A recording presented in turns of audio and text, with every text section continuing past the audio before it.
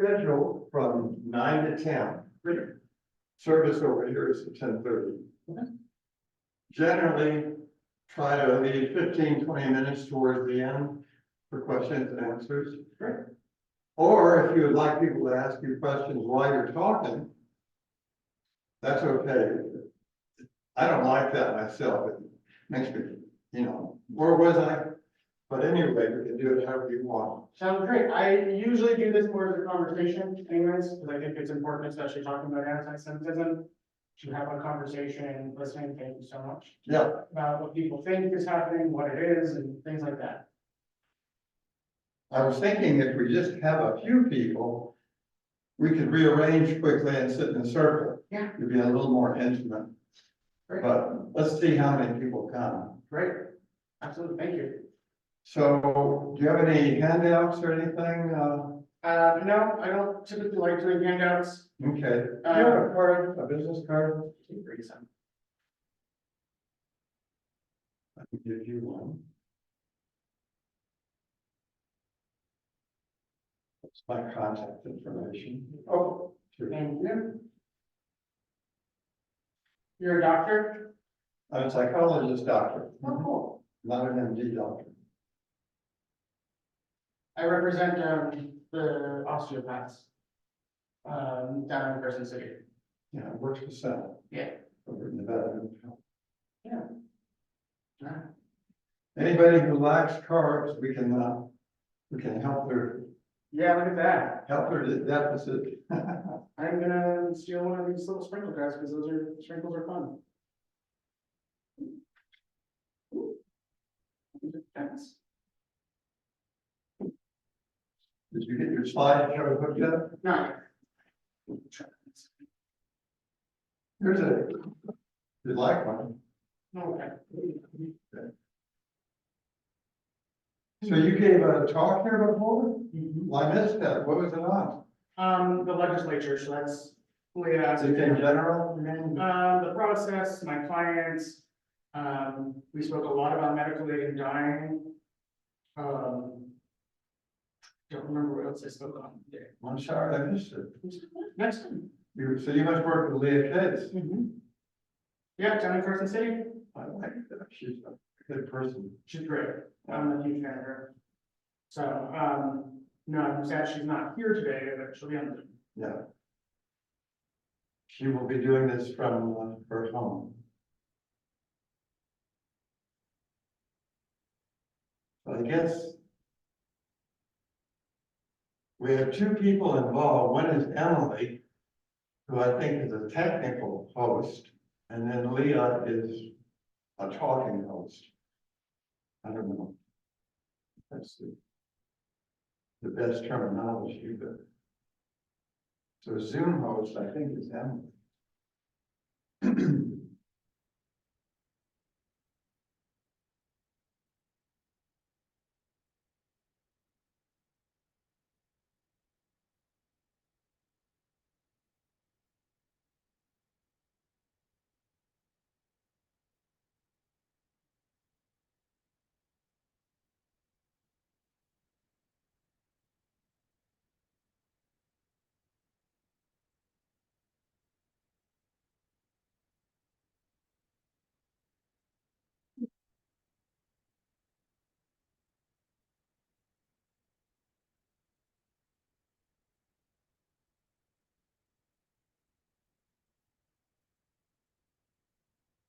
So if anything comes up that you need, I'm your helper. So just Great. let me know. And otherwise, I'll just sit back, listen and learn. Sounds good. Thank you. Thank you for having me. Yeah.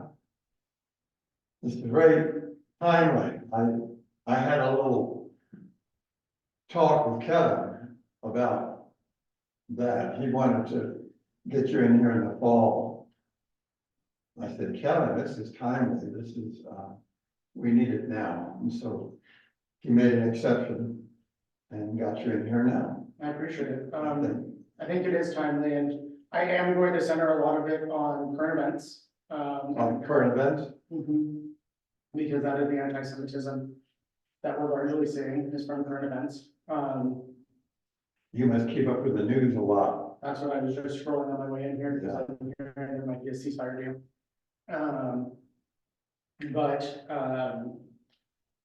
We're gonna bounce back and forth between both far right and far left anti-Semitism. To discuss a little bit about what Zionism actually is. What does that actually mean? How does that work for Palestinians, for example? Talk about, Jews and our feelings towards actually seeing an independent Palestine come into existence and making sure people understand when we don't oppose that, we want it. And then talking a little bit about what's happened here, what's happening in schools and higher education, and trying to humanize it, and talk a little bit also, I think is important to mention Islamophobia. Making sure people understand that is also a problem that needs to be addressed. So to ask for allyship with us, we also need to ask for allyship with our Muslim neighbors. So. That's good, that covers the field. Yeah. We sometimes have talks here, we have in the past that I call ain't it awful talks. Like, ain't it awful about how we treat wild horses in Nevada? Mm-hmm. Ain't it awful about how trans people are being treated? Ain't it awful about women's rights? And just with the ain't it awful, people can walk out depressed. Mm-hmm. They really don't know what to do to help or do anything. So I hope you do focus on, as much as you can, on anti-Semitism in Northern Nevada, Reno, and maybe come up with some ideas for things people can do. Mm-hmm. And that's a discussion point toward the end, specifically, Jewish life in Northern Nevada, but also talking about the vibrancy of it, making it look a little bit more positive. What are we doing? The vibrancy of Jewish life here, and the Jewish community, and that we do exist here. We are vibrant. We do events, community events. That's important. And so that way people can come out, like our Milk and Honey is a great example of that. I was actually, when I put the PowerPoint together, was trying to find like Jewish food to start off as a positive. But I couldn't find the right picture. Unfortunately, picture of Auschwitz. But it's also, I think, important, the picture that it starts with, because it's a picture of Auschwitz with the hostages. And it actually ends, the entire thing ends with a picture of the hostages, because it is a very vocal thing here for us too. And understanding, we have to, the Jewish community has a lot of feelings towards this conflict, towards this war, what has happened. And for the first time in a very long time, the Jewish community is largely united behind a cause.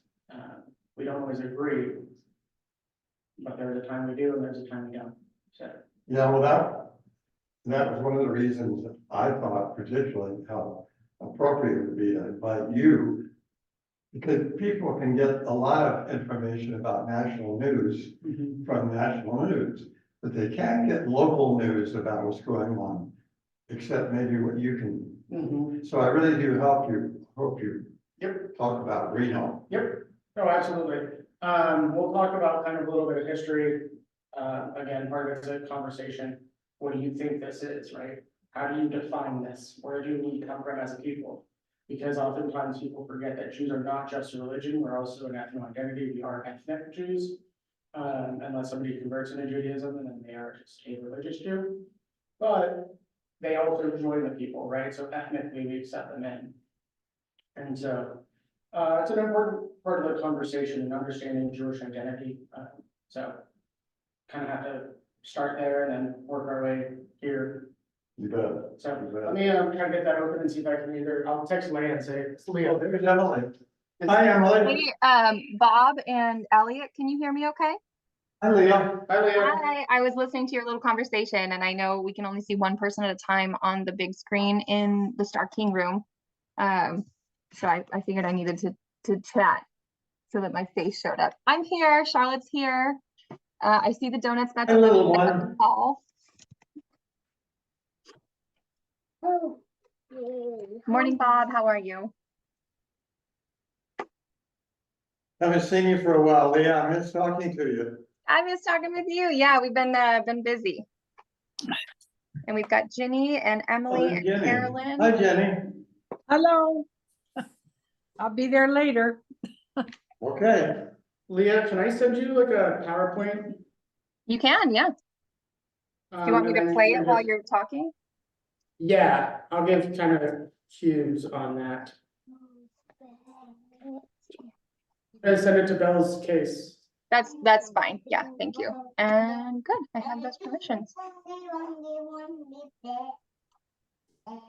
And Yeah, this, just so you know, Philip set up the AV equipment and left.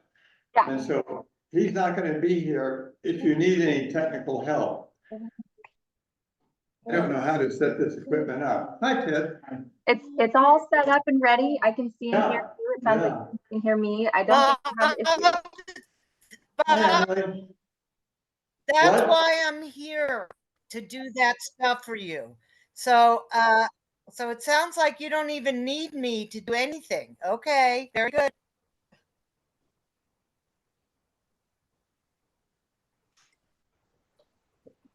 Okay. Oh, you got some. Leah, there's also We got a video coffee. Yeah. embedded into it, just so you know. Okay, let me see. I'm sending it right now. Okay. Um,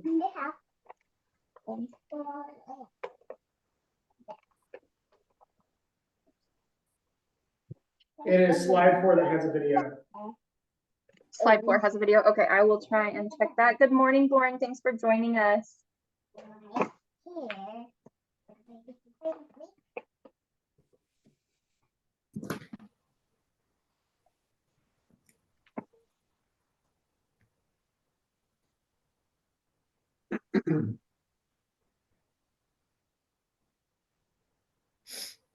And Elliot, this meeting is being recorded and will be put on our YouTube channel. Do we have your permission to do that?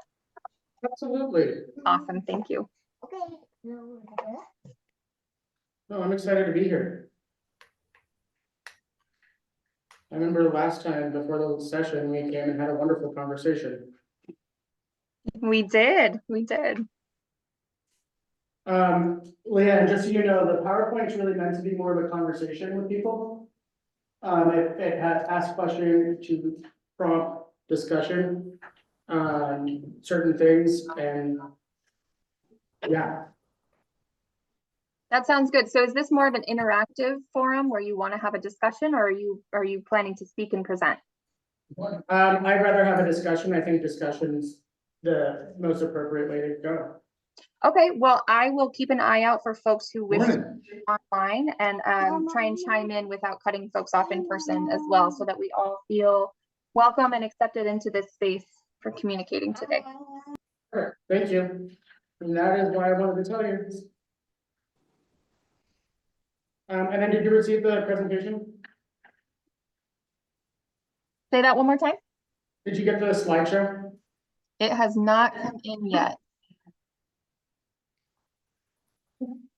But it does have to go to space and then come to California. Yeah, it is in my outbox still, so it's trying. Okay.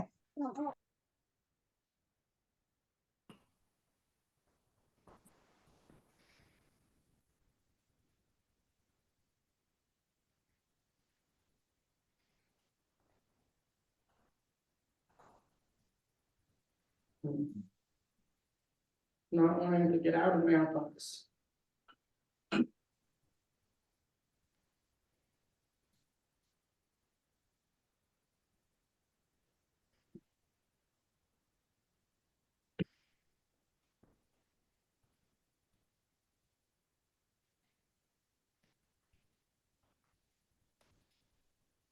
Do you have a flash drive on you by chance?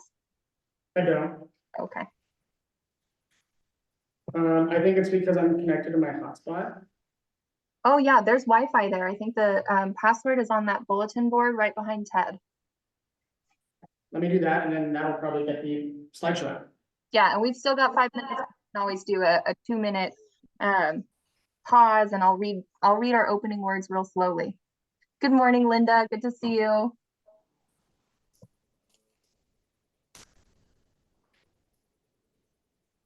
Thanks for joining. And those of you in person, please enjoy the coffee and donuts from Doughboys Donuts this morning. And hopefully there'll be some extra and we can share them at service.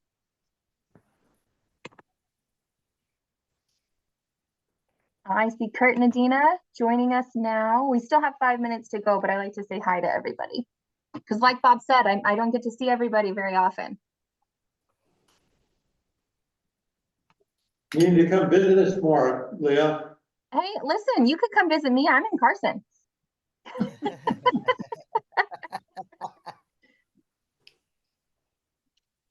Not today, though. Today I'm in California. We're on vacation? Yeah.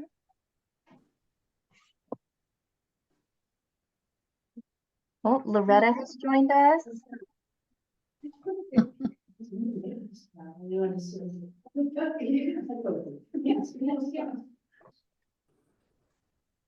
And I think I see Lily there in person. And Rosalind, is that Rosalind in the background? I'm really squinting at my screen here, so hopefully I'm doing it okay.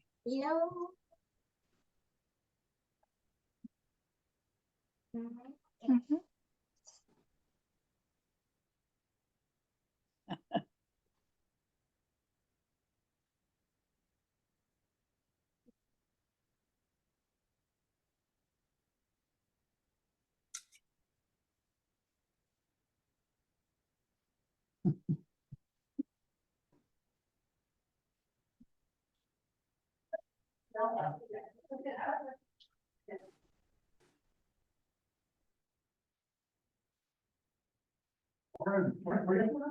See you. Hi, Dave.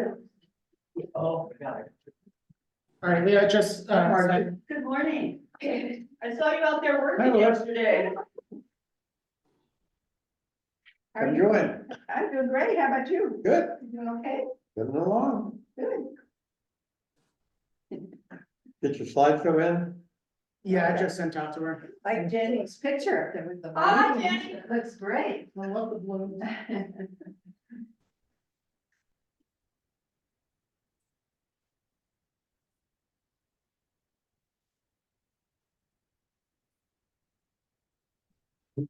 Thank you for the trees. You bet. This is your day off. I appreciate that. Well, until I get to the other room, other building. You've put in your time. Thank you. Okay, getting goodies here. All sorts of cool stuff. Go ahead, spoil us. Leah, did you get the presentation up? It has not come in yet.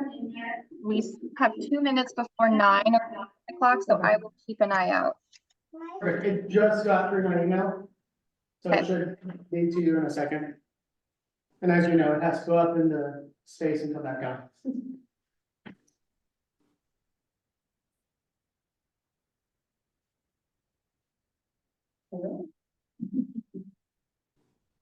You see okay? Oh, yeah.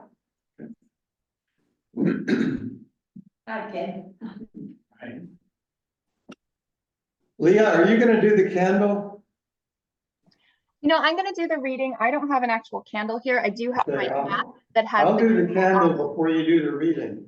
Okay, that's perfect. Yeah, if someone in the room can light the candle. Oh, Elliot, your PowerPoint has hit my cell phone, but not yet my laptop. We have 1 minute to go. Perfect. At least it's somewhat arrived. Yeah, it's like halfway.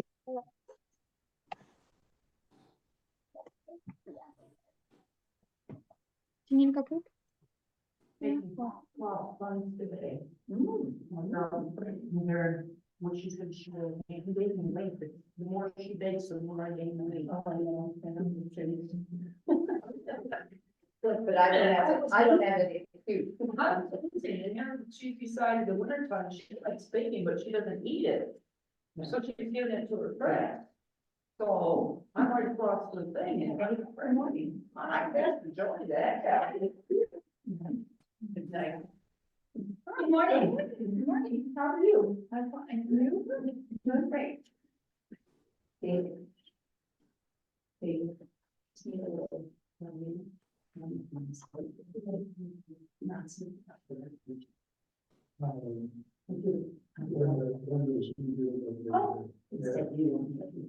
know. What's the North action about that? I was not good this. I think I know about Good morning, everyone. I know it is just now 9 o'clock. I am waiting for technology to kick in over here. Elliot has a PowerPoint for us this morning, and it is a discussion-based PowerPoint. So this forum will be slightly different, more of a discussion between all of us with Elliot. Very graciously, he's offered his time this Sunday to talk with us about the rise of anti-Semitism and what's going on in the world and in Reno, and how this all impacts us as a community, and what we can do to strengthen our bonds as a faith community with our Jewish community, with our brothers and sisters who are of that faith and that culture who need our support right now. So as soon as that PowerPoint comes in on my laptop, Elliot, I will pull that up. Let's give it one more minute. While we're doing that, Bob, if you don't mind getting the candle, and I will read our opening words. And this is from a book called Meditations and Readings for Worship. I'll light the candle now. Thank you. This is from Meditations and Readings for Worship. This is from my friend, Dr. Barry Cole. He shared this book with me. He's also a member of the Jewish faith, the Jewish community. And this is number 41. Prophetic criticism and demand are directed toward every individual whom other individuals depend upon, toward everyone who has a hand in shaping the destinies of others. That means directed toward every one of us. When Isaiah speaks of justice, he is not thinking of institutions, but of you and me, because without you and me, the most glorious institution becomes a lie. And that is from Meditations and Readings for Worship. And those were shared with me by Dr. Barry Cole. Very kind. Elliot, the PowerPoint still hasn't come into my laptop. I think, maybe my email is taking a while to update. Let me see what else I can do. Oh my gosh, no, it's not even in my laptop.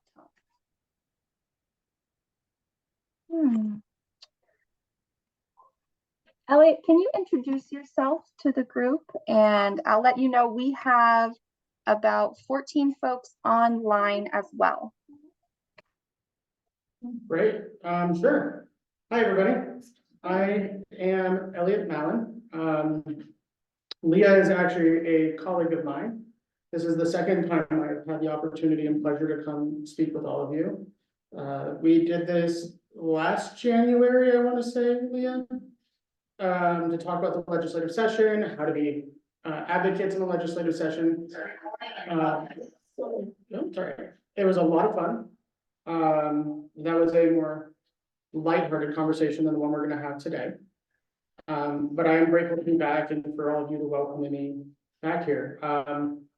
I am a member of the Jewish community here in Reno. I belong to a synagogue not far from here, Temple Emmanuel, right up the road, where I served as a board member until recently because I have too much on my plate. I decided during COVID that I was going to make my Jewish father very proud and accomplish his dreams, which was I went back to law school. And I graduated in May. I'm very excited to finally be done with that. Don't worry, Leah, I will not be changing my career path. We will forever and always be colleagues. But I'm also a board member for Jewish Nevada. Jewish Nevada is the Jewish Federation here in our state. For those of you from bigger states, typically they're more localized. So Los Angeles has its own federation, San Francisco, the Bay Area has a federation, but in Nevada, because the size of Nevada, we only have one for the entire state. We recently expanded to Northern Nevada just a few years ago. I'm very grateful for that. Jewish Nevada provides security services for the Jewish community, which we'll talk about a little bit, but also programming. And I want to talk about that towards the end, about what Jewish life is like here in Northern Nevada and the vibrancy of Jewish life. I also serve on the board for the Anti-Defamation League here in Nevada, where I'm also their lobbyist in Carson City. So I'm sure that most of you know what the Anti-Defamation League is, but it is an organization about Jewish civil rights specifically, but we also advocate for civil rights and anti-hate for everybody. Right now, that has been never more important than the present. I also serve, what else do I do? I have like a lot of things on there. I have my own lobbying company. It's called Alpine Strategies. I'm your Jewish neighbor. I'm your Jewish friend here in Northern Nevada. And so I'm really grateful to be here to be talking about anti-Semitism, how important it is. There's gonna be a few times that we're going to talk about the current conflict and the current war, the Jewish feelings towards it as an overarching community. What does that mean? How does that affect us here locally? But also we have to have a conversation about what is the conflict in a broader sense, and how do Jews overwhelmingly feel about things, including, Palestine and creating a state of Palestine. And I'll preface it right now to prepare you for that is that it's overwhelmingly within the Jewish community a supported idea, and that we do want to see that. At the end of the day, we want peace, but what we have to have is our safety at the same time. Leah, did the PowerPoint come through at all? Went to your email. Yeah, it's on my phone. I'm trying to connect my phone to my laptop via a USB cable to transfer it over. I don't know why it's not coming in on my laptop. I apologize for that. Since it is a discussion, can we do it kind of analog style? If you ask your questions and talk with the group. Sure. Let's start with what's a Jew? Right? Like who is Jewish? What is a Jewish person? I'm gonna say one person that's excluded from that question and answering it. That's in this room. Because they already know. So can somebody tell me what a Jew is? Again, this is a discussion-based thing, and Leah, if you see anybody online, please make sure I see it. I will let you know if I see any hands raised. We have Penny. Penny is raising her hand. Hi. To me, a Jew can be both someone who follows the Jewish religion, and it can also be an ethnic group based on maternal lineage. So please correct me if I'm incorrect or too brief. No, you nailed it, actually. That was perfect. So there are two facets of the Jewish faith, or the Jewish people. I shouldn't say Jewish faith. And I'll put it into the Hebrew sense because this is going to be important for a conversation later, which is Am Yisrael. Am Yisrael means the Jewish people. It doesn't mean the Israeli people necessarily, but the Jewish people in Hebrew.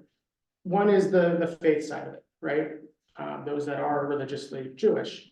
My wife converted to being Jewish. She is religiously Jewish, but she is not ethnically Jewish. We still welcome her completely within our community and within all of our ethnic practices because that's so instrumental to both. But there is also the idea that Jews are an ethnicity, an ethnic people, a unique people. But there's also different kinds of Jews. And I'm sure that that's something that you all know. The majority of the Jews in America look like me, which is Ashkenazi. There is a distinct moment in history that created the Ashkenazi subset, which there's going to be a picture hopefully soon if it comes through that we can talk about. I think Penelope, you have another question or statement? Sorry, I just see a hand. I think Penny's hand is still up from earlier and I don't have the host power to lower it. There we go. Penny has lowered it on her own. Perfect. So I am an Ashkenazi Jew. I look European. A majority of the Jewish population today is Ashkenazi. When you think about the Holocaust, what we would call the Shoah, that was the population that was mostly affected, although that is not entirely the only population of the Jewish world that was affected. There were other events within what we call the MENA region that also was affected during the Holocaust. Those are the Mizrahi Jews. Mizrahi Jews are the Jews that during the times of exiles were either exiled to a place within the Middle East or stayed in what is today Israel. There has been a continuous presence of Jews in what is today Israel for thousands of years. That doesn't mean we were always a majority of the population. Important to recognize that too, right? But there's also Sephardi, there's Beta Israel, or Ethiopian Jews. But we all have common ancestors and common lineage. And it's very interesting because, you got the PowerPoint. Yay. It is up. What slide would you like to be on? Let's just start right there for now, and then I'll come back. I'll finish my thought process and then we'll just start from slide one. Perfect. So Jews as a people, we all come from common ancestors. For example, if you meet somebody with the last name Cohen, we automatically, it's the only one that we can tell by their name what tribe they come from. They are Levite.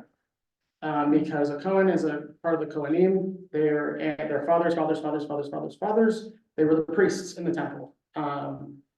That's the only way to become that. They can trace all the way back to the temple in Jerusalem. My mom's side was Levites, but not Cohens.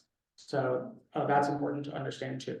So there is an ethnic identity, there is a religious identity. These play together. There are Jews that are atheist, but they do practice their Jewish holidays because it's part of our identity as an ethnicity. So that was a really good answer, Penelope, and I really appreciated it. I also forgot that I'm the chairperson of the Governor's Advisory Council on Education Relating the Holocaust. And the chairperson for the Nevada Department of Education Subcommittee on Holocaust and Genocide Education. I have worked on genocide and Holocaust education here in our state and enhancing it for quite a few years. I believe in teaching about genocide and what genocide actually is. And we can talk if somebody has a question about that, we can always talk about it too. Yeah. I just want to say, I recognize why you say you've been a very busy man. Yes. We're always busy, especially right now. And as Leah knows, I do a lot of other things as well.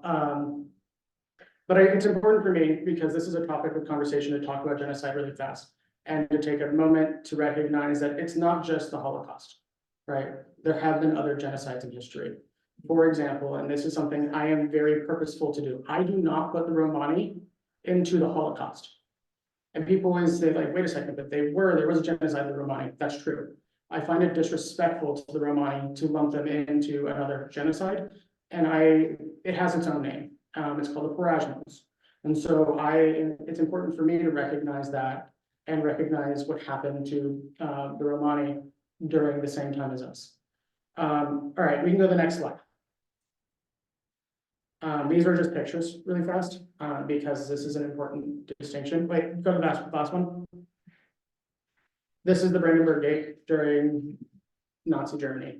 As you can see, those are Nazis marching underneath the Brandenburg Gate in Berlin. Now we can go to the next slide. This is the same gate today, just a few months ago. And that in German says never again is now. And that is a common theme that you're going to hear from a lot of Jews today, especially since October 7th and what has transpired since then. But it's also a stark reminder to me of what can happen in society, both the good and the bad. In Berlin, everybody there would have been an anti-Semite 80 years ago. But today, they have this on the Brandenburg Gate. On October 7th, they lit it up blue. And so I think there's some beauty in unity and what we can do to come together. All right, the next slide, please. And this is the video, Leah.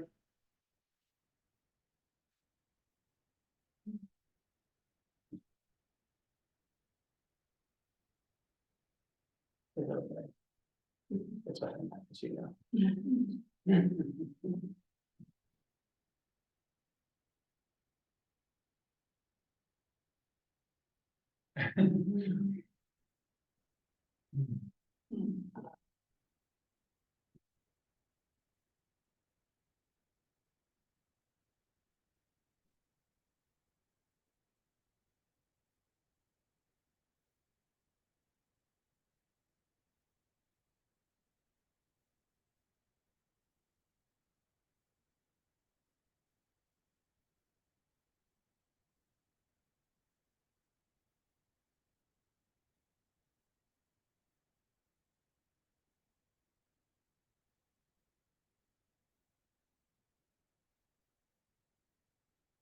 Okay, we can go to the next slide. And I want to mention as just a special thing is that this is a campaign being funded entirely by Robert Kraft, the owner of the New England Patriots. And if you go to their website, they have little pins that you can just order them and they send them to you for free, the little blue square. So we already talked about this. What is a Jew? So for those of you that just joined us, a Jew is a religion and an ethnicity. And it's very important to understand that Jews do have somewhere we come from. Next slide, please. Now that goes to the next part, and I want to give a special shout out to this picture. I did this on purpose. This synagogue is in Washington, D.C. It is the synagogue that Ruth Bader Ginsburg was a member of. And I asked this question with this of where do Jews come from, because it has a personal connection to me. My family built the synagogue in Washington. And so it allows us to have this kind of a better conversation about where do we come from? What do you know about us as an ethnicity, as a people? Anybody, including those online? I also see a bunch of things in the chat. I don't know if that's something, yeah. Wait, go back to the last slide. Where do we come from? No, next one.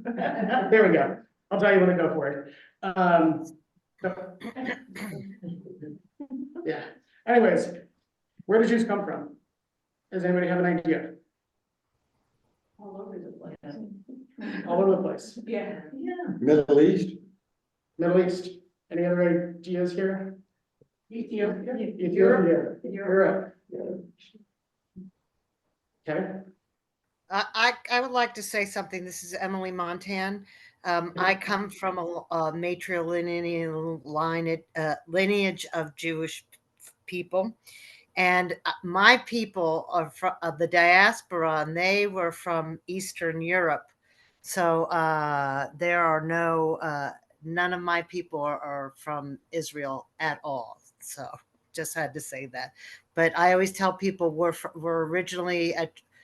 we originate from Africa, and we're a very old religion.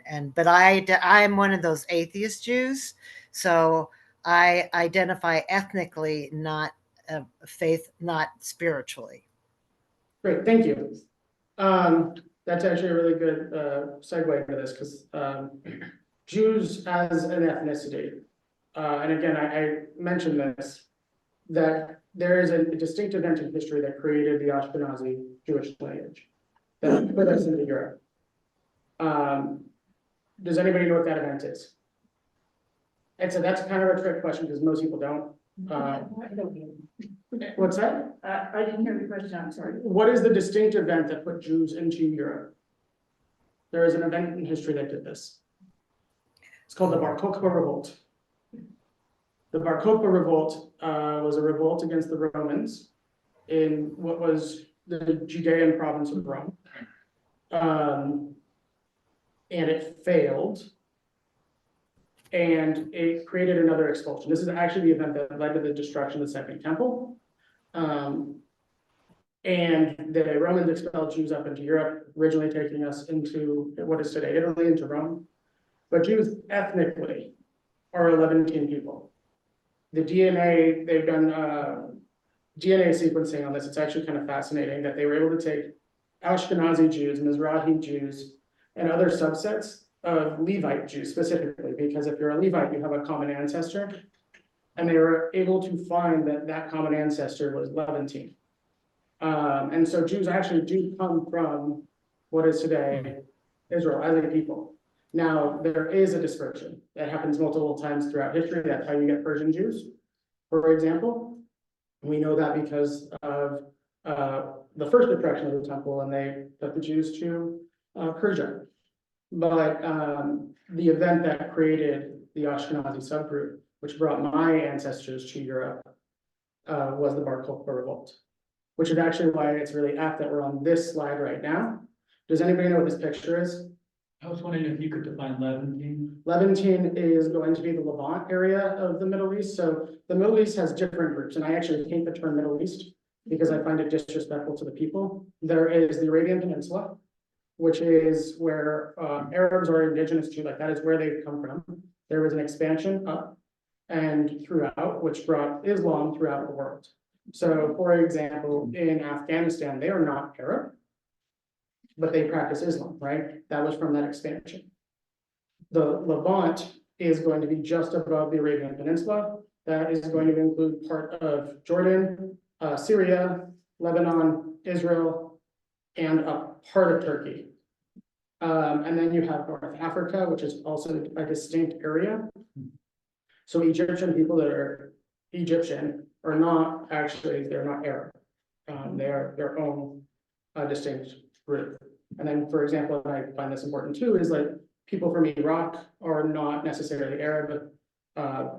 They are the Mesopotamian ethnically. And so it's very important, and I find it hard because as a society, we like to lump everybody as Middle East or Middle East Arab. So it's not accurate. But this picture, does anybody know what this picture is or where it's from? Anybody online? So this is the Arch of Titus in Rome. And the Arch of Titus depicts the destruction of the Second Temple and the Romans taking the menorah to Rome. There's a reason why at Hanukkah we light it up. That's actually the original menorah. It has it was a 7-candle candelabra, not a 9-candle. 9-candle candelabra is actually called a Hanukkah. And we use that because it is the miracle of that menorah staying lit for 8 minutes. And so this is actually a relief in Rome of them and their victory after the Bar Kokhba revolt that I mentioned. And after October 7th, they lit this up blue, which was very kind of the Romans, and I found deeply moving. Today, it's said that that menorah is in the Vatican. I've been asking for it back, but they haven't responded. How many Jews do you think there are today in the world? Is that a 15 trick million. question, Elliot? Oh, Yeah, thank you. please. No, go ahead, Leah. Well, I said, is that a trick question? Because is that ethnically or religiously or both? That's both. Okay. So it's going to be ethnic and religious. There are 15 million Jews in the world. And I bring this up as a really important talking point. That is 0.02% of the worldwide population. Jews are less than 1%, less than 0.5%. Less than 0.1% of the Jewish, of the worldwide population. In the United States, we're about 2%. A lot more than you use, though. Yeah. But it's important to recognize that 15 million number because part of when we talk about anti-Semitism, we talk about the Holocaust, which killed 6 million Jews. We are still a smaller number today than we were in 1933. There are less Jews in this world today than prior to the start of the Holocaust.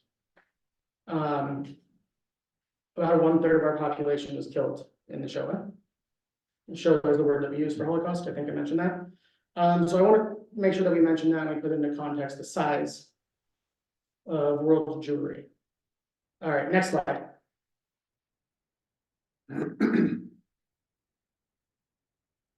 All right, let's talk about anti-Semitism now. How do you define it? Does anybody have an idea? Hate. Hate. It's a great way to define it. Well, it's prejudice. Prejudice. Any other based on false beliefs about. Yeah. Anybody online want to jump in too? Sorry, I'm just trying to be inclusive here. I appreciate your inclusivity, Elliot. I am not seeing any raised hands, and the chat bubbles that you're seeing on your screen have all been, oh, one chat bubble just came in, fear from Carolyn Murray. I mean, I'm fearful of anti-Semitism. So conspiracy, that's great, actually. We're going to talk about that in a second. I think what she said, or what I would mean if I said it about fear, from the people that, a lot of the people that are anti-Semitic, I believe are fearful. Same kind of people that are from Trump. We're going to get to that too. I think that related point for us interested in anti-Semitism is how are Jews defined by people who commit hate crimes? And so we can move from the big picture to a smaller picture. And number one, I don't know, I'm not sure, but I would guess they're very interested in hurting people who attend temple and synagogues. In their mind, that would be one place to commit hate crimes. Yep. How else would they define Jews besides who attends a temple and whatnot? We're gonna get to that too. All right, Leah, next slide, please. And hopefully the captions are on. So there is a definition for anti-Semitism from the International Holocaust Remembrance Alliance. Anti-Semitism is a certain perception of Jews which may be expressed as hatred towards Jews. Rhetoric and physical manifestation of anti-Semitism are directed towards Jewish or non-Jewish individuals and or their property, toward Jewish community institutions and religious facilities. I was not going to list this out because it's very long, but within that, and we're going to talk a little bit about what Zionism is in a second because it is important. The idea of opposing the state of Israel for the fact that it is a Jewish state falls under the scope of anti-Semitism. Now, criticizing the state of Israel and the government because the prime minister sucks, that's not anti-Semitism. I would say that's an objectively true statement. The prime minister sucks. Right, but that doesn't take away the fact that Israel and Jews that have the right to exist there. Next slide, please. So it is important to start back in history. This picture, I'm not going to ask you to guess what it is. I will tell you. This picture is from Germany during the plague, where Jews during the plague didn't get sick and die. The reason behind that was because we kept kosher. We were very clean. We wash our hands. That is part of our religion. We are required to wash our hands before eating, before doing certain things. But we weren't eating the same thing. So the Black Death, and because we were insular as a community, and we still relatively are insular as a community, it didn't spread to us. And so there was this conspiracy that Jews were drinking the blood of Christian babies and baking it in a matzah, which comes up in a lot of times throughout history. And that's why we have to start there, because that is a relevant thing today. We hear that libel today. And so this is a picture from Germany of them committing a pogrom of Jews, killing the Jews in Germany before 1933. So it's important to start there. Leah, next slide, please. And that drinking of baby's blood then transmort, that was like all people who were on the left. We're doing that. Well, and that gets to the Protocols of the Elders of Zion, which is a book, again, relevant today, because this is actually in our community today, here in Reno. There is somebody involved in the political world in our community that is spreading the blood libels from this book. And the Nevada Independent has done a lot of research on that, which is why I want to make sure we go through these briefly. The Protocols of the Elders of Zion was written in Russia, late 1800s, and it was used as a stimulant by the Tsar to attack Russian Jews.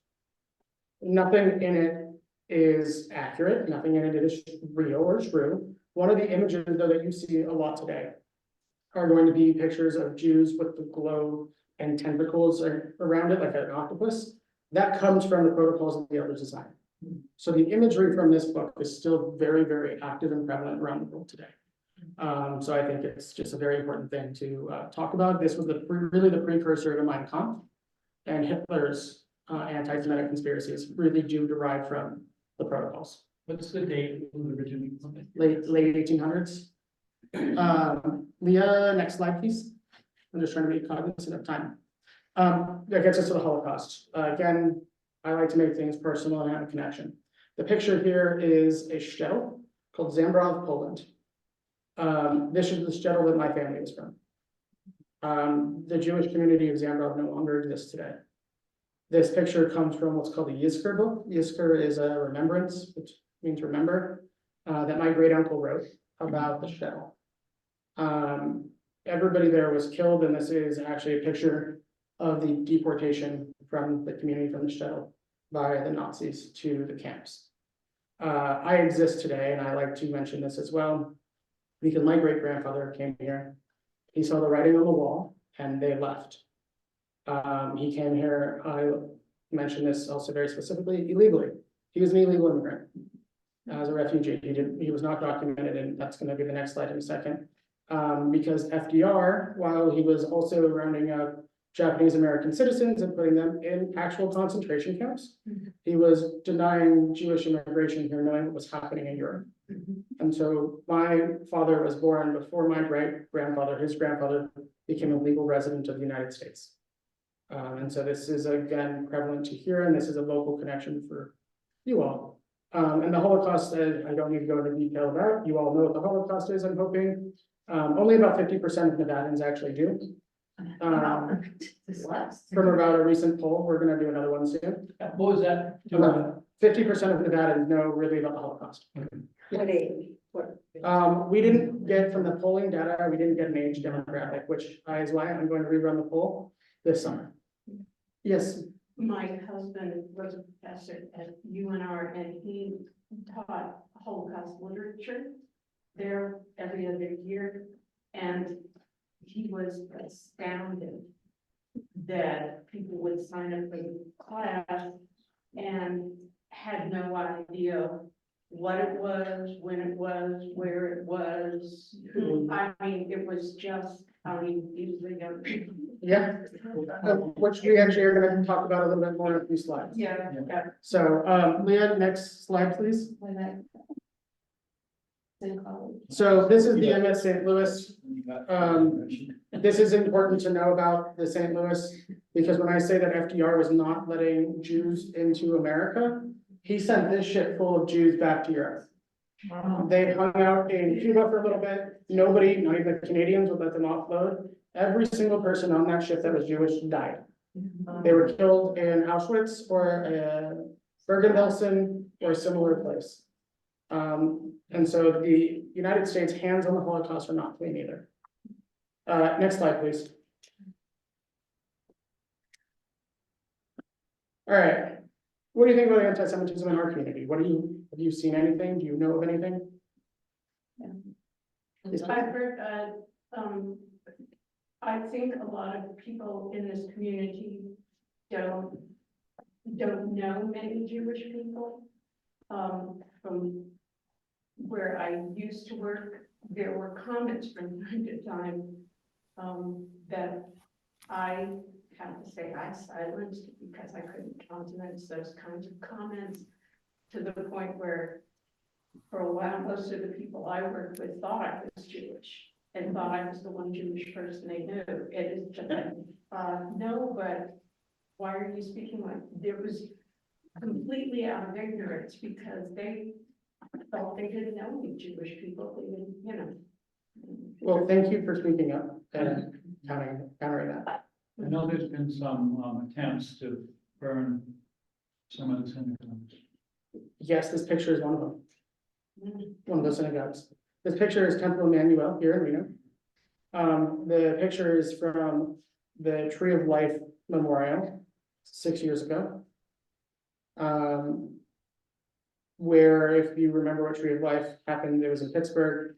A gunman walked into a synagogue and opened fire. About 2 years, was it 2 years ago now? It may have been a year ago. I think it was 2 years ago, that was Colleyville, the hostage crisis in Colleyville. So it's important to understand, because you bring that up, is that we do have synagogues here. This is not something we publicly talk about, but I will talk about it here. The Jewish community in Nevada, including in Reno, since October 7th. How many threats do you think we've received? How many what? Threats. To members, you mean? So the Jewish institutions. To the actual buildings and the services. Yep. We've received over 40 bomb threats. Wow. Since October 7th. Nevada, all of Nevada. All of Nevada, Since October 7th. This year, This, well, yeah, now last year. from last year. Yeah. That's what- So it is a very prevalent thing, and again, we're gonna kind of hone in on an issue here locally in a second. But I want you to think about that. Leah, can you do the next slide, please? And we're gonna build up a little bit. What about in Nevada? And I just mentioned the bomb threats are throughout our state. And it's a little bit of a trick question, so I'm just gonna go ahead and say that to you. The graffiti you see on the wall behind you was weeks after the October 7th attack, and that was in Summerlin in Las Vegas. And you can, yes, please. You're probably gonna get to this, but I see this, and I have really good friends that, you know, they had to take their kindergarten children out of school because of bomb threats. But I just feel like the people that are doing this, they don't even know what Gaza is about. I would agree. I mean, look, and we're gonna talk about Palestine in a second, and I'll preface it right now and say, I'm not happy about the death that I'm seeing of innocent people, right? Like, it makes me sad. And it makes the entire Jewish world sad. We don't want this. We didn't ask for this. But we are going, we knew on October 7th what was going to happen. I knew, both there and here. Which is why I wanted to make sure I had this slide, but I used this picture. This is in Southern Nevada, in Summerlin, and specifically this community has a high Jewish population. A fraternity brother of mine, who I'm in a Jewish fraternity, is the one that found this. So Leah, next slide, please. How about the United States? Oh, yeah. Somebody earlier spoke about Trump. This is Charlottesville. The Q conspiracy involved Jews as well. And I floated between using the picture here or the man on January 6th wearing a Camp Auschwitz shirt. And today, what I'm going to do a lot of for the rest of this is talk about a very far left anti-Semitism. But I would be remiss if we didn't talk about very far right anti-Semitism. And this was also local here. The face of Charlottesville was a student at UNR. Yes. So, Leah, next slide, please. And then the world. And because I want to leave time for more questions and answers, I'm going to speed up a little bit. So I'm going to give you a little bit of a backstory. This picture is from an anti-Israel rally a week after October 7th. And we saw this imagery over and over and over again. And so it's very interesting times we live in. And for a lot of Jews, they've put it as it feels like we're living through 1933 all over again. Next slide, please. So this is an important conversation. What is Zionism? Does anybody have an idea? Having a homeland, Having a homeland. Okay. Somehow it gets wrapped up in the West Bank stuff. Well, that's more like complicated geopolitics, which I don't want to cover because geopolitics has nothing to do with hate and anti-Semitism and Zionism necessarily. Some will wrap it into there, but I'm not going to do that because I do believe in a Palestinian state there. Anybody online? We had a Jewish exchange student when I was in Pikeville, Kentucky, which is a tiny little place. And we were friends, but she said that her heart would break if any of the occupied lands were given back. And I know people like that. Yeah. And that is what it is. I mean, there's a reality. Zionism is the belief of self-determination for Jews in our indigenous homeland. That's it. That we have a right to exist there with self-determination. It does not mean anything to take away from the Palestinians, which is why I picked this picture, is because of the sunrise going through the Israeli flag. And that to me is a beginning and opening. So that gets to the next slide, please. Which I want to talk about this picture. And it doesn't have a caption. And it is also of a sunrise. And so I just said that Zionism does not discount Palestinian identity, does not say that Palestinians cannot have a state. Right now, you have a lot of people wrapping those things together. We can't do that. Palestinians exist. They also are indigenous to this land. We have common ancestors. They've been able to take the haplogroups and put them together and say, oh, look, you guys are from the same people. And so I want to make sure that people understand that Zionism, because right now we hear a lot about Zionism and the demonization of Zionism. It does not mean that Palestine can't exist. I want it to exist. I think it's imperative for peace.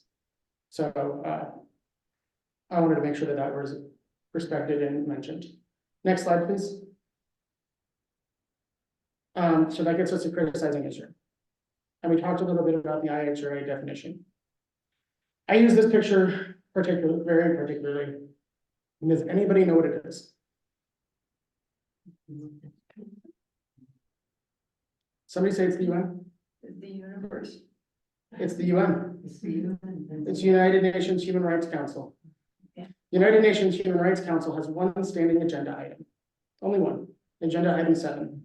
It is on every session, and its entire thing is to demonize Israel and criticize Israel. Israel gets 42 annual anti-resolutions. Russia gets 1, Iran gets 1, China gets 1. That is anti-Semitism. Full stop. There, as I said, you can criticize Israel. Israel is not immune. It is a state run by corrupt people, like the current prime minister. You could criticize Israeli action without being anti-Semitic. That's easy to do. But it's when you start to criticize the existence of it, or just blame it, or hold a double standard to it from the rest of the world, is when it becomes anti-Semitic. And that is something we are seeing very prevalent today. Next slide, please. Understanding October 7th. And this is where it starts to get local. Members of this community, myself included, have been deeply affected by October 7th and what happened. It is important to understand when we talk about genocide, what South Africa has brought forth. Genocide is an act with the intent to destroy people for an ethnical, religious, cultural, race reason. That's it. There's no numerical value to genocide. The acts of Hamas on October 7th were genocide by definition. It is an act with the intent to commit genocide. Hamas has a very clear intent to commit genocide. They've admitted to it multiple times. And so I remember that night, it was October 6th here, and I said I knew what was going to happen. I didn't know the extent of it until the morning. I didn't sleep for 36 hours. It was one of the worst days of my life for most Jews. We have family, we have friends there. I have family that live in these communities that were attacked. I have friends that live there. But I knew what was going to occur. But it was until the next day. We didn't have a chance to really have an understanding of what had happened to us yet as a people before the protests started. Before Israel had even fought back. Now, what's happening in Gaza is way more complex about military strategy and the law of armed conflict, which is not what I'm here to discuss. But I want to make sure that we understand October 7th and the concept of a Jew, especially a Jew in the diaspora, and our connection to the people there that were connected. I have a man that I grew up with who was taken hostage with his granddaughter. Another member of the Jewish community here, her cousins were taken hostage. This is a reality, right? And it is it's hard, right? For us, when the rapes, sexual violence were questioned, but we were always told to believe all of them. But we weren't doing that as a world. When people were saying the hostages weren't real, but then they started coming out of Gaza, right? What is happening is very sad. A lot of innocent Palestinians did not ask for this. And we recognize that too. So it's important to take a moment to recognize that and talk about that. Yes, sir. I was hearing a Palestinian speaker say that Palestinians are not all Arabs, it's a diverse group. And I was wondering if you knew how many Jewish or Christian or some of these people live in Palestine. That's a bit of a trick question. There are 0 Jews that live in Palestinian areas. 0. It is not legal under Palestinian law to sell land to Jews. It is punishable up to death for a Palestinian to do. not gonna get into the moral or ethics there. There are Jews that live in what is the West Bank, the occupied territories. Do I think that they should live? With all their settlements. But it's also important that's way more complex of what the occupied territories actually consist of. Part of that's Jerusalem, right? So, but again, I think it's important to also recognize, like I said, they didn't ask for this. So it's important that we don't hold them collectively responsible. But in spite of the laws, you don't think there's Jewish people in aid groups in Palestine? No. There's 0 Jews that live in Palestinian areas. Next slide, please. And so the impact, and I'm gonna be very brief here because I want to talk about the picture. Those are the hostage posters that went up around the world. And you'll probably remember people were starting to tear them down immediately, saying that this wasn't real. And it's really hard, right? I went to Harvard with my wife for her birthday. We went to Boston, wanted to walk around Harvard. She wanted a Harvard alumni shirt because she thought it was funny. I say we went to the Harvard of Nevada, University of Nevada here. But you could see that, right, where those were taken down and the impact. Even here, we put them up and they were taken down. We've seen this discounted. That's harmful, right? These are our friends and our family. There is a baby that just turned 1 year old in captivity. If you're B-Buzz, that's sad. This shouldn't happen. It's a violation of the Geneva Convention. Article 34 of the Fourth Geneva Convention says that taking of hostages is prohibited. It's the shortest article of all Geneva Conventions. It's a war crime. It's a crime against humanity. And these are humans too. Next slide, please. I use this picture for anti-Semitism in higher education because it's what everybody knows right now. This is not a condemnation of Claudia Gay or any of her work or any of the things. I want to make sure I preface with that. But this is from the inability for people to condemn the calls for genocide of Jews. Like there are phrases we hear, we know what they mean. They are contained within the Hamas Charter. This is prevalent here on our campus too. The amount of times I've had to go speak to Brian Sandoval and be like, hey, like you've got to do something here. Like we've got a problem. And it's not the Muslim Student Association doing it. They're afraid about it too, because people are going to start to attack them, and that's Islamophobia. We've got to figure out how to root this out now, because it's not fair to us, and it's not fair to our Muslim students who are not asking for this. And so again, this is very prevalent here. I'm going to try to speed up a little bit again, because I want to be cognizant of time. But it's important to understand. And we're going to show a slide in a second about Gen Z's attitudes. Next slide, please. This is the slide.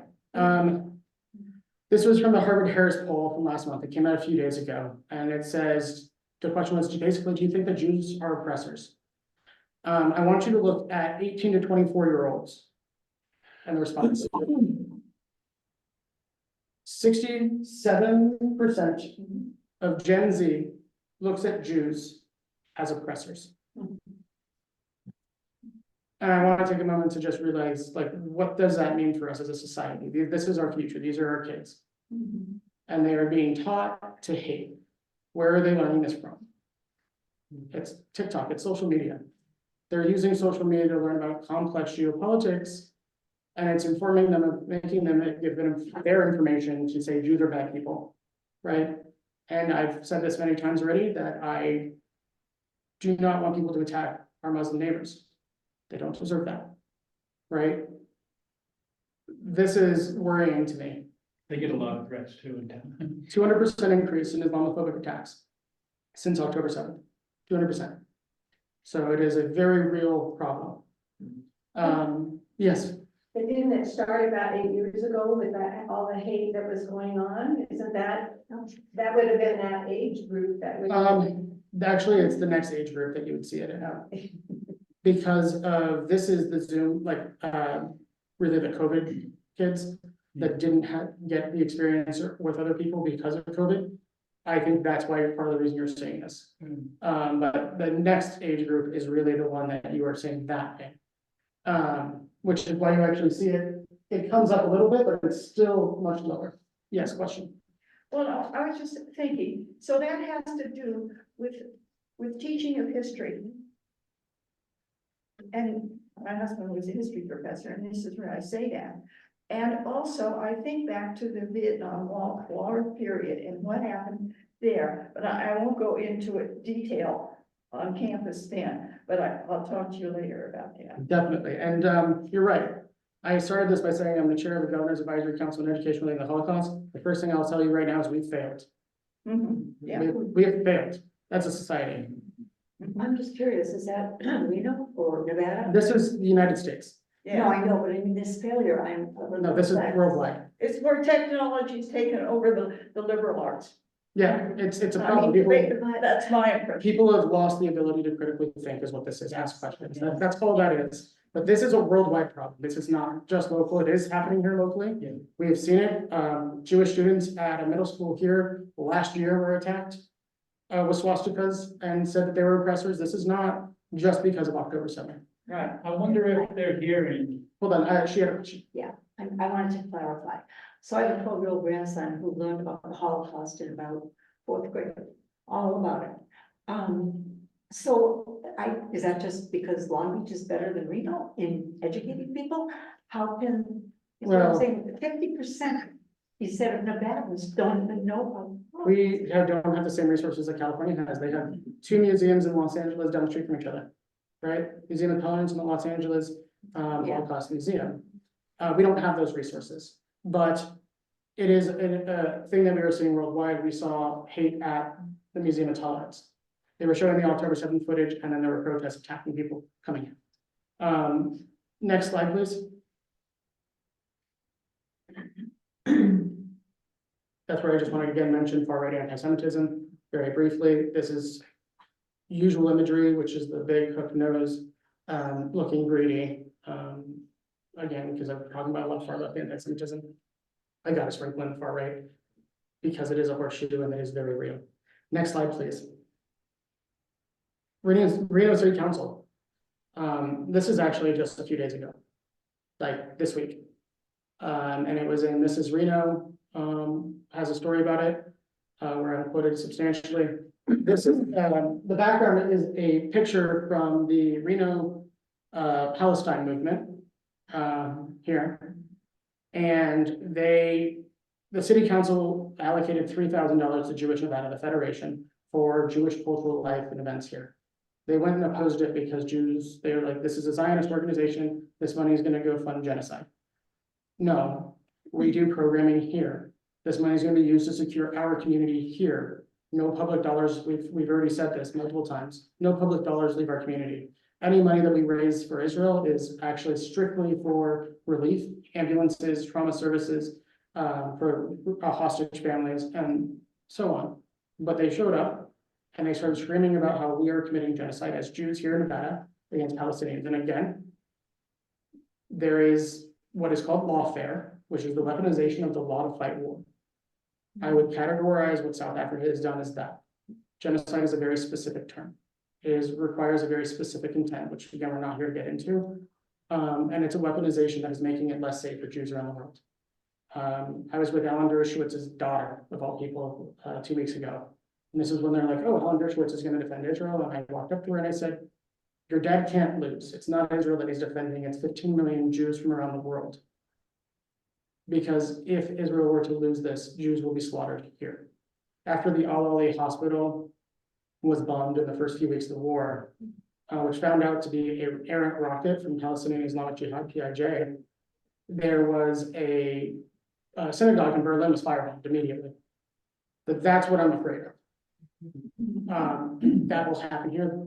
Our synagogue has been firebombed multiple times. We just don't talk about it because we don't want them to repeat it. Next slide, please. So supporting the Jewish community here. This is great. This is how you do it. We have these conversations. But also when you see something, speak up. You mentioned that, right? If something is questionably anti-Semitic, say that, tell them. And again, if it's the same thing in Islamophobia, call it out. It's not just us that are in pain. I recognize this is a pain that it stretches, right?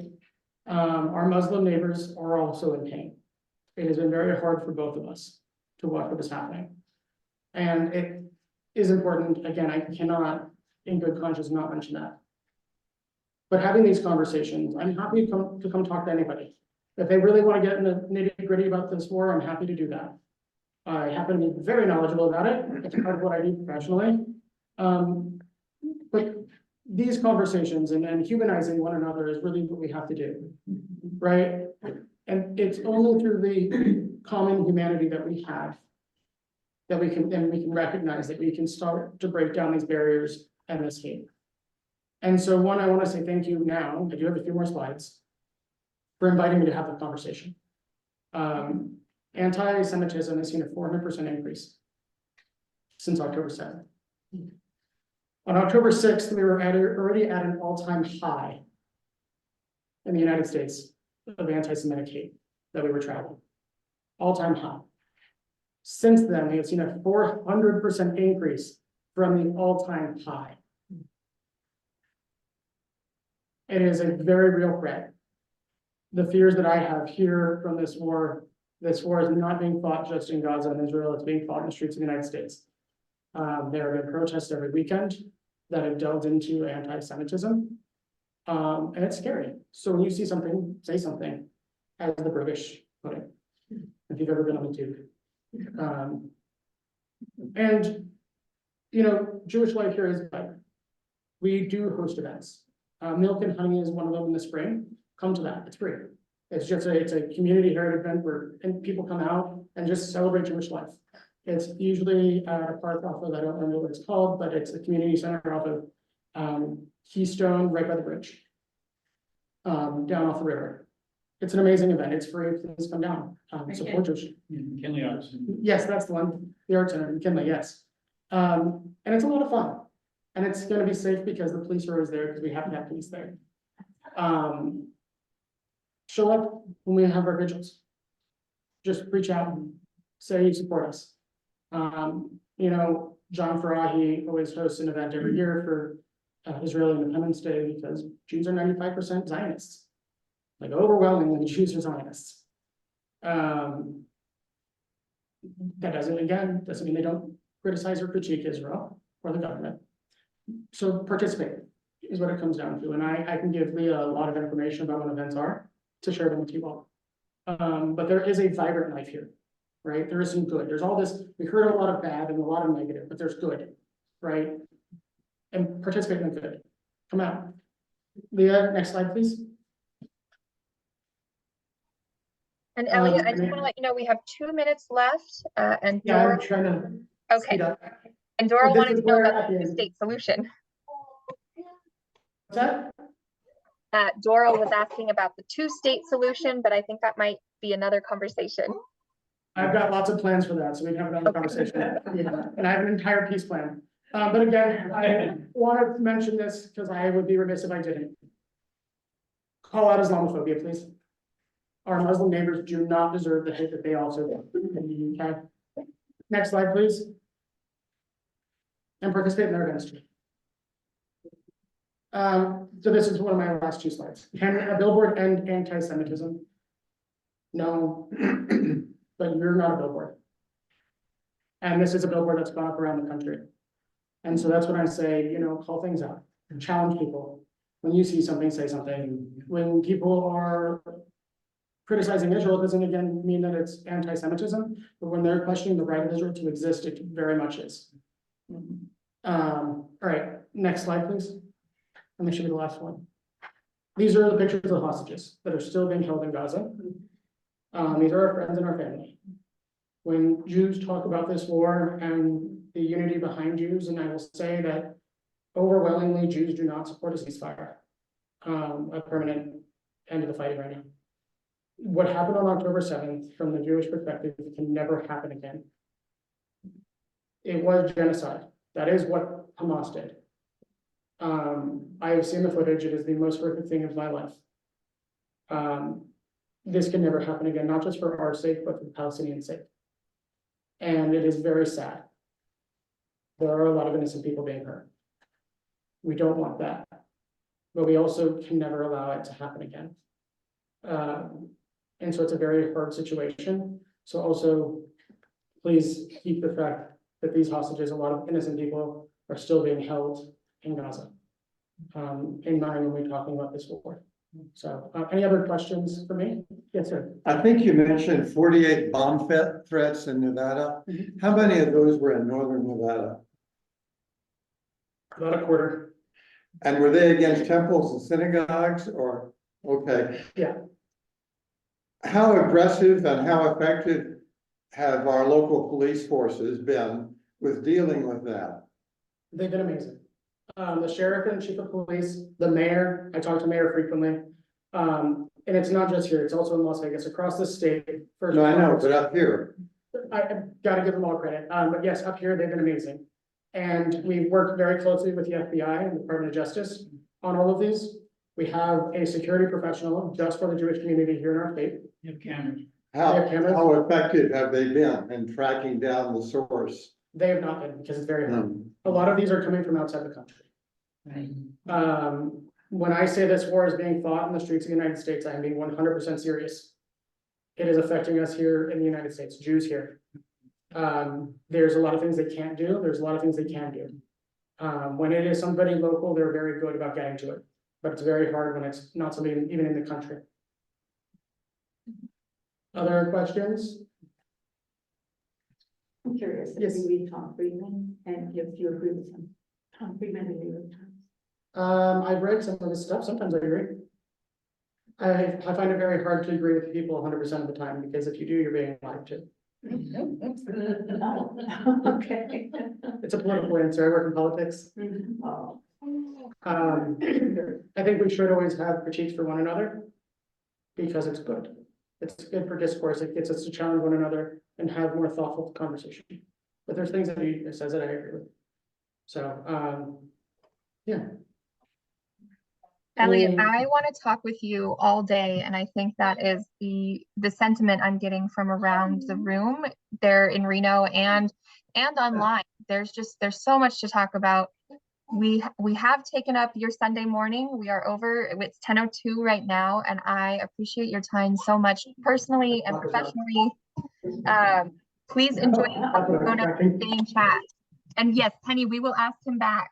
We do have to give up the Zoom so that they can get ready for the worship service at 10:30. But Elliot, you are welcome in our house. Please stay, please eat, have coffee, find friends here and spread your word. Thank you, and no, honestly, thank you, all of you. You all are great friends. I've always enjoyed being here. Thank you for the thoughtful conversation and attentively participating today.